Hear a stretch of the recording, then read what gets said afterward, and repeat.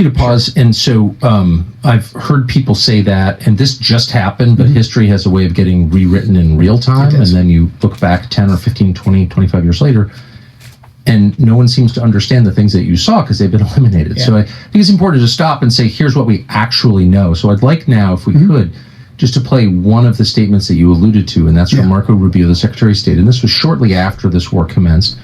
And he was explaining, as is his habit, in a thoughtful, precise way, why. Here's Secretary of State Marco Rubio. And so the president made the very wise decision. We knew that there was going to be an Israeli action. We knew that that would precipitate an attack against American forces. And we knew that if we didn't preemptively go after them before they launched those attacks, we would suffer higher casualties and perhaps even higher those killed. And then we would all be here answering questions about why we knew that and didn't act. Okay, so that is his almost contemporaneous explanation, and it's not offhand. He reasons it out. He explains there's a logic chain there, and he says, we knew not that Iran was going to attack. He did not say that. Right. He said we knew that Israel was going to attack Iran, and in retaliation for those attacks by Israel against Iran, Iran might attack American forces. So the imminent threat that the Secretary of State is describing is not from Iran, it's from Israel. Exactly. And I think this speaks to the broader issue. Who is in charge of our policy in the Middle East? Who is in charge of when we decide to go to war or not? In this case, with what the Secretary described, and later on the President, later on the Speaker of the House, and the way the events played out, the Israelis drove the decision to take this action, which we knew would set off a series of events, meaning the Iranians would retaliate. Now, I think there's a potential there where we could have done several different things. We could have simply said to the Israelis, no, you will not. And if you do, then we will take something away from you. I think that it's fine that we offer defense to Israel.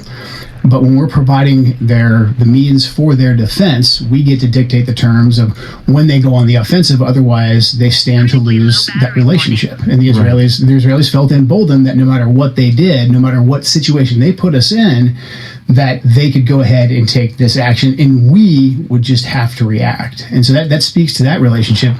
But also, it just shows that there was a lobby pushing for us to go to war. I know we'll get into that later on in the statement, but we had a real potential, I think, knowing what we know of the Iranians and how they react, and in particular, how they react to President Trump's leadership. The Iranians, under President Trump's leadership, especially in his second term, they have shown that they take a very calculated approach to the escalation ladder. For instance, in the lead up to the 12-day war before Midnight Hammer, the Iranians didn't attack us. They were engaged in negotiations with us. When President Trump came back into office, they stopped their proxies who were attacking us under the Biden administration because they knew Biden was weak. They stopped their proxies from attacking us as well.